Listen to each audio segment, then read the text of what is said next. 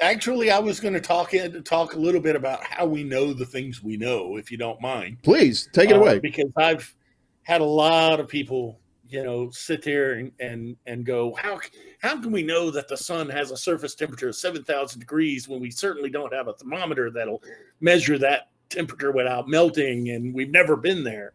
And it's like, actually, we do have ways of knowing these things. And so I was going to kind of go over them a little bit, if you didn't mind. Yeah, go for it. And then we can talk about JWST and get into the possibility of, is major planet 9. I will qualify major planet. For those of you out there, Pluto's still a planet. It's just classified as a minor planet now. You had to add that, don't you? You have to add that. You're like one of those jerks that say, black holes, nothing escapes the gravity of black hole. And then you're that jerk that pops up and goes, not even light, and then goes back, and then spoil sport. But,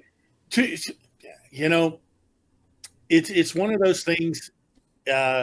It's the largest of its class of object, but it's not the only one. Right. So the question was really, do we have, 80 planets, or do we start chopping them up into smaller and smaller boxes so that we can more correctly label everything? Yeah. And they chose the latter. And they're looking like they're going to change it again in the near future. It's starting to sound like that. So stay tuned. There may be some reclassifications coming down the pipe, as we get better at defining things. Well, because they're finding objects that are bigger than Pluto out there, right? They are finding some objects that are bigger than Pluto out there.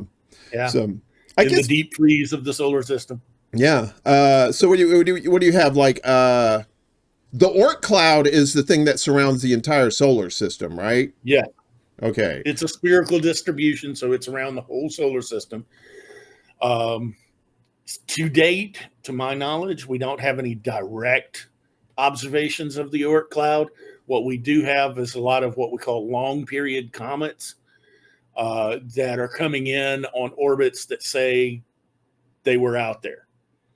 And, it's one of those things. Where do these comets come from? Well, it stretches the realm of credulity, that's the word, to say they're coming in from out deep space. They're rogue asteroids or comets. So there must be a source for them. And that's where the idea of the Oort cloud comes from, is this.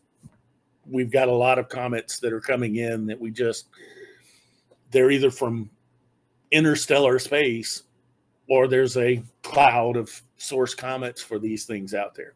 Well, what about, if you like extra solar, what about Oumuamua, right? I don't think you and I talked about Oumuamua last time. I think that happened relatively recently too. What are your thoughts on Oumuamua? It's been known, but I don't think we talked about it the last time I was on the show. Right. It's just another of those large, what we're called Kuiper belt objects, or Kuiper belt, depending on how you want to pronounce it. And Pluto is one of them. And essentially, it's kind of like a second asteroid belt. The perturbations of Neptune and Uranus's gravity have kept things from coming together to make another planet out there. And their gravity has flung them up into higher inclinations and inclination. By the way, the sun's equator basically sets out a plane that most of the planets, actually all of the major planets, are in.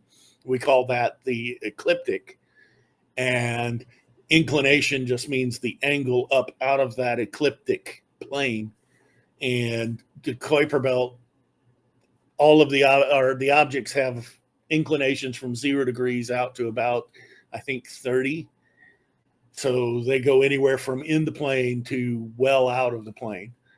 And that was one of the things that caused people problems with Pluto. By the way, I'll bring it back to there, is Pluto is 17 degrees out of the ecliptic. And like I said, from Mercury out to Neptune, everything is in that plane pretty much. I mean, the highest inclination of any of the other major planets is 3 degrees, and Pluto's at 17. Well, the only objects that have that high an inclination are comets and asteroids. Hmm. So Well, isn't there were reasons for reclassifying Pluto. There really were.